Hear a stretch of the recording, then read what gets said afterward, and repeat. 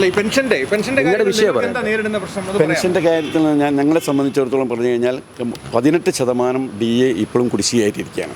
ഉമ്മൻചാണ്ടി സർക്കാർ ഉണ്ടായിരുന്ന കാലത്ത് അത്തരം ഒരു ബുദ്ധിമുട്ട് ഞങ്ങൾക്ക് ഉണ്ടായിരുന്നില്ല.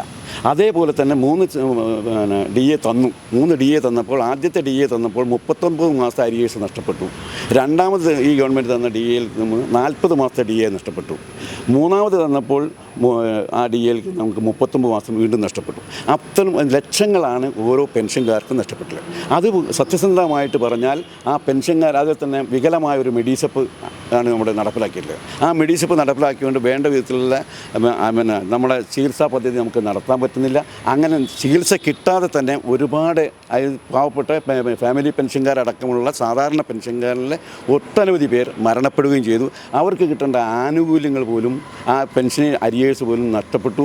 അത് മുഴുവൻ ഗവൺമെൻറ്റിലേക്ക് നിക്ഷിപ്തമാവുകയാണ്, ഒരു നോമിനി ഇല്ലാത്തതുകൊണ്ട്. അത്തരം പെൻഷൻകാരുടെ അരിയേഴ്സിന് നോമിനി ഇല്ലാത്തതുകൊണ്ട് ആ അരിയേഴ്സ് മുഴുവൻ ഗവൺമെൻറ്റിലേക്ക് പോകാം. അങ്ങനെ 1 ലക്ഷത്തിൻ്റെ അടുത്ത് പെൻഷൻകാർ തന്നെ മരണപ്പെട്ട് കഴിഞ്ഞിട്ടുണ്ട്. അപ്പോൾ ഈ ഗവൺമെൻറ്റിനെ സംബന്ധിച്ചിടത്തോളം ഏറ്റവും വലിയൊരു ലാഭമായിട്ട് പെൻഷനേഴ്സിന് മാറ്റി വെച്ചിരിക്കുകയാണ്. പെൻഷനേഴ്സിന് കൊടുക്കേണ്ട ആനുകൂല്യങ്ങളൊന്നും കൊടുക്കാതെ ഈ ഗവൺമെൻറ് ചെയ്തുകൊണ്ടിരിക്കുകയാണ്. അത് ഞങ്ങളെ സംബന്ധിച്ച് വളരെ വേദന ഉണ്ടാക്കുന്ന കാര്യമാണ്. സാധാരണക്കാരനെ സംബന്ധിച്ചാൽ അത് മെഡിസപ്പിൻ്റെ വികലമായ മെഡിസപ്പാണ്. മെഡിസപ്പിലെ ഏറ്റവും വലിയ സങ്കടം എന്ന് പറഞ്ഞു കഴിഞ്ഞാൽ മെഡിസപ്പ് ഓപ്ഷനില്ല. അപ്പോൾ ഈ ജൂണിൽ ഈ മെഡിസപ്പ് തീരുകയാണ്. ഇത് റിന്യൂ ചെയ്യാൻ പോവുകയാണെന്നാണ് പറഞ്ഞത്.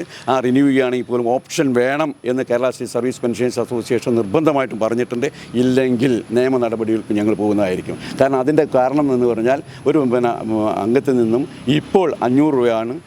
അടുത്ത ഇതിൽ ഞങ്ങൾ കേട്ടത് കമ്മീഷൻ പറ്റിയുള്ള 750 രൂപ എന്നുള്ള പറഞ്ഞത്.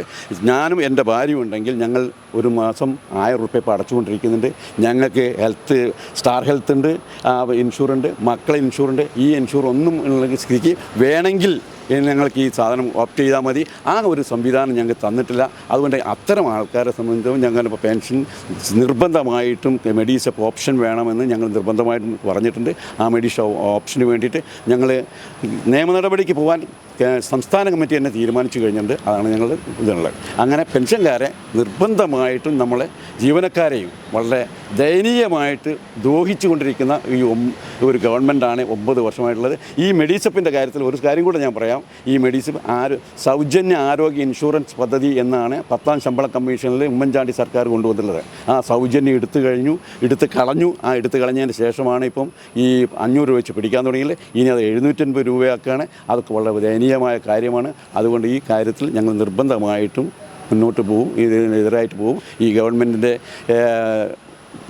ഈ ഗവൺമെൻറ് അധപ്പതനം എന്ന വാക്ക് നമ്മൾ ഉപയോഗിക്കാൻ പാടില്ലെങ്കിൽ പോലും, കാരണം ഗവൺമെൻറ് നമുക്ക് ആവശ്യം. എന്നാൽ പോലും ഈ ഗവൺമെൻറ്റിൻ്റെ മാറ്റം ഗവൺമെൻറ്റിൻ്റെ മാറ്റം ആ സംശയമൊന്നുമില്ല. അത് യാതൊരു സംശയമില്ല. അത് അതിൻ്റെ ഒരു സൂചന എന്നുള്ളത് 100 വട്ടം സൂചനയാണ്. സെമി ഫൈനലാണ് എന്ന് പറഞ്ഞു കഴിഞ്ഞാൽ അത്തരത്തിലുള്ള പഞ്ചായത്ത് ഇലക്ഷൻ വരാൻ പോകുന്നുണ്ട്. അത് കഴിഞ്ഞാൽ നിയമസഭാ ഇലക്ഷൻ വരാൻ പോകുന്നുണ്ട്. ഇതിനൊക്കെ ഒരു ചൂണ്ടുപലക തന്നെയാണ് ഈ ഉള്ളത്. അതുകൊണ്ട് ആര്യാടൻ ഷൗക്കത്ത് വൻ ഭൂരിപക്ഷത്തിൽ വിജയിക്കുമെന്ന് ഒരിക്കൽ കൂടെ പറയാം. Okay sir. കൂടുതൽ വാർത്തകളും വിശേഷങ്ങളും നിങ്ങൾക്ക് ലഭിക്കാൻ കേരളീയം ന്യൂസ് സബ്സ്ക്രൈബ് ചെയ്യുക. കൂടെ ബെൽ ബട്ടണും അമർത്തുക.